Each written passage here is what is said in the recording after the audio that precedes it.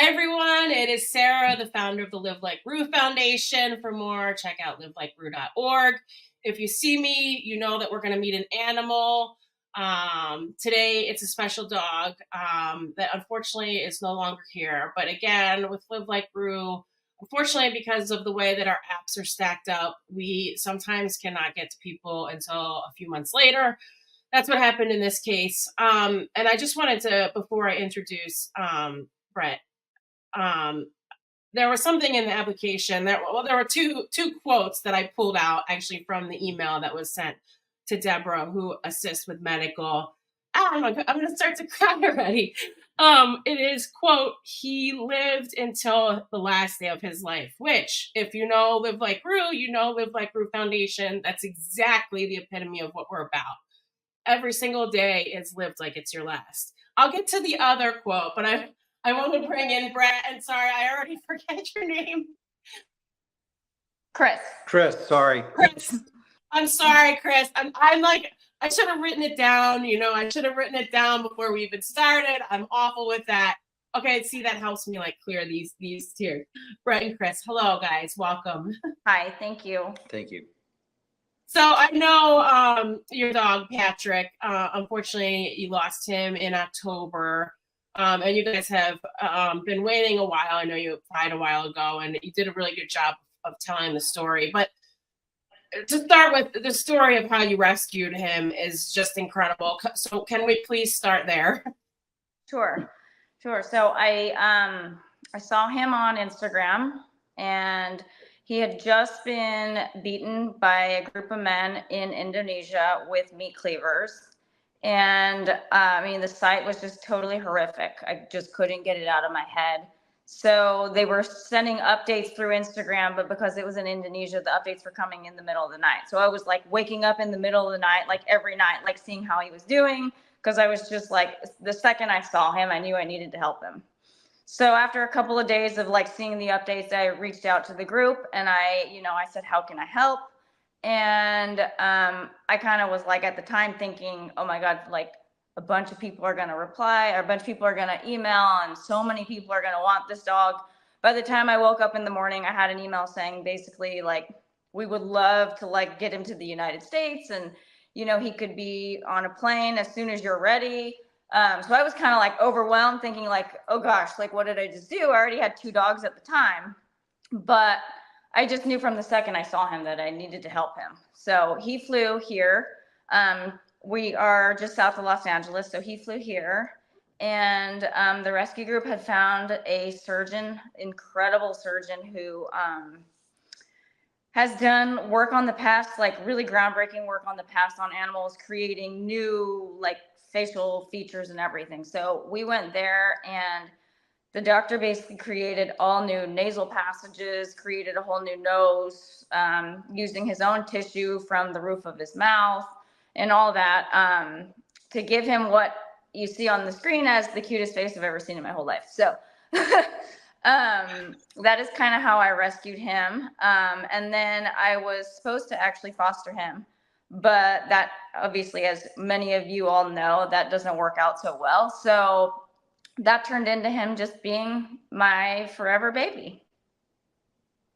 Yeah, and I'm not going to show the picture because guys, I'm telling you, it's even for me. I've seen a lot.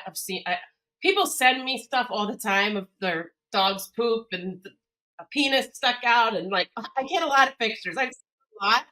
It's going to disturb you, so we're not going to show it. But I will tell you that dog being beaten, I've honestly, it's one of the worst things I've ever seen. So kudos to you. I mean, it's so hard to look at, and just knowing what he went through, and then unfortunately what he ends up with, cancer. It makes me so mad. It made, like with Rue, rescued from an owner, unfortunately, that didn't care for him, and then he ends up getting out of the shelter, but only for 6 months. And then those stories, like, it kills me. It's just awful that a dog escapes that torturous life to end up with somebody like you, and then unfortunately gets diagnosed with cancer. So take me to the cancer diagnosis and what happened. And I want to just tell everybody the other quote that pulled at me.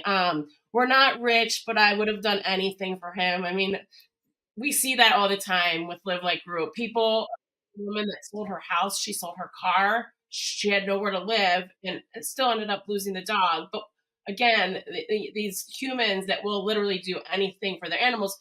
When you're in it, you just do what you have to. So tell us how it came about. Yeah, I mean, I guess the first thing, like you just said, I mean, some of the estimates they would give us, like it would take days to absorb, like to actually look at it and like to go like, wow, like, you know, like to absorb that dollar amount, it was just like hard to like fathom. But I would say the diagnosis came in multiple stages.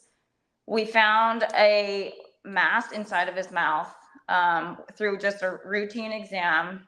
Obviously, we're a little, we weren't super optimistic about it. And so we went and got it biopsy, or actually, we got it removed through like a dentist. And they said they removed everything with clean margins. And, but it had basically already like, it said vascular invasion, which I didn't know that term before, but it meant that it was in his blood vessels. So they had referred us to the oncologist. The oncologist kind of had really the whole recommendation of we could do radiation, chemo, we can do the melanoma vaccine, we can do any combination of any of those things. So we started off with the melanoma vaccine. So that was 4 doses of the vaccine. At that point, there was even the oncologist said there's really no proof that there's still cancer in his body. So with a couple of rounds into the melanoma vaccine, found that his lymph nodes, 2 of his lymph nodes in his throat were really hard and they were enlarged. So they did the fine needle aspirate, and obviously it came back cancer. So he had 2 lymph nodes removed, 4 lymph nodes. 4. Removed in his neck. There were 2 that for sure were cancerous, and there were 2 close by that they were like, it's just, you know, while we're in there, let's take out all 4. So they did that. He recovered. That surgery was really difficult on him. I mean, the surgeon made it sound like it was going to be super easy, but the surgery was really difficult on him. So after that, we felt pretty confident. The oncologist felt pretty confident again that there was nothing going on. Maybe about another month later, there were lumps in the area where his lymph nodes were. They did a fine needle aspirate and the cancer had come back again. So we ended up doing 4 or 5 rounds of radiation. And then, yeah, there's the picture. He completed his radiation. It was a big celebration. And we took him on a trip after that. I mean, we were so excited. We thought he was just totally cancer-free. They said the radiation was super successful. We were all pretty happy. And then at I want to say it was 8 or 10 week post radiation visit, they did a x-ray of his chest. And at that point there were already masses inside of his lungs. So obviously the cancer had come back again. We went and followed up with an x-ray every month, and the masses just kept getting bigger and bigger. But when I say he lived every day, I mean, the oncologist kept saying, you know, the mass is this big, now it's this big, now it's this big. You know, she's like, I'm really surprised that like he's not slowing down. He kept wanting to go for all of his walks, kept wanting to do all of his normal things. So we were really optimistic that like maybe it would plateau at some point. But in the end, it was just too much for him to handle. So. And how old was he? We say he was probably 13. Just kind of okay. the bits and pieces of what I got from when I rescued him. It sounded like he was maybe like 5-ish when I got him, and I had him for 8 years. He was kind of ornery like that, you know, like would never let anyone see that anything hurt him, or, you know. So he really, I think he pushed his body pretty hard for his own stubborn self and for us for as long as he could. Yeah. So I know you lost him in October, and then you're left with about $29,000 in bills. Are you still paying those, I assume? Yeah, I mean, so we're still paying off credit card bills, that's for sure. We don't owe anything to any of the vet places because we put everything on credit cards. Got you. So we're gonna help with $5,000. Oh my God, that is incredible. That is really incredible. That is. Very nice. Good, good. I'm so sorry We're you blown lost. away. I mean, that is. Sorry. I know. That's It's so really hard. incredible. It's so hard when you lose them and then you're just left with a bunch of bills. So I feel that deeply. So I'm so glad we can help you.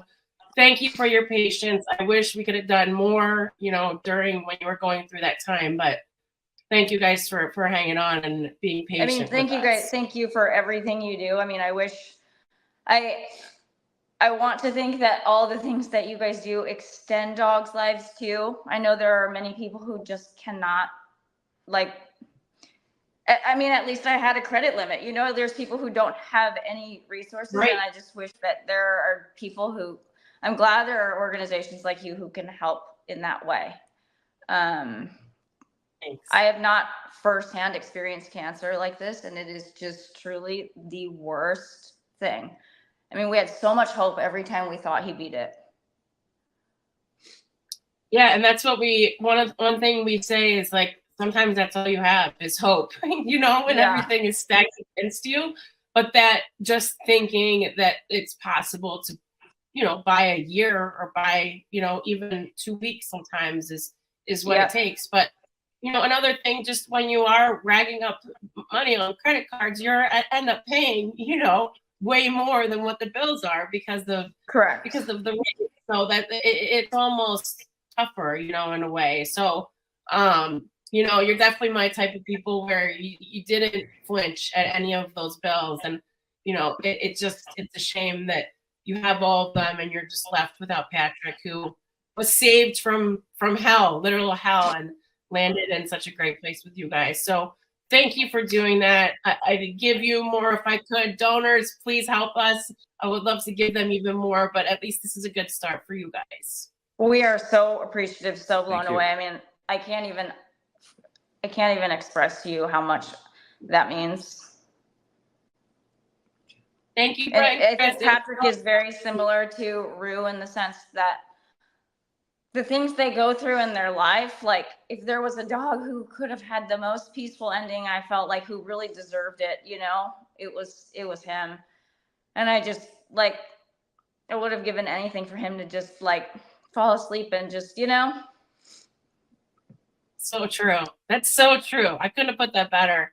That is very, very true. Yeah. But thank you for giving him so much. And he leaves a legacy. And now you guys are part of the Rue fam. So you guys are stuck Yes. with us now. It's not a club you want to be part of. We always say that you don't really understand canine cancer or animal cancer until you're part of it. It's not a club you really want to be part of, but you're stuck with us now. So thank you guys. Yeah. It's so nice to meet you, Chris. I really Thank you appreciate so our much. Thank We really can't express our appreciation enough. Correct. Thank you. You're so welcome. Take care. Thank you so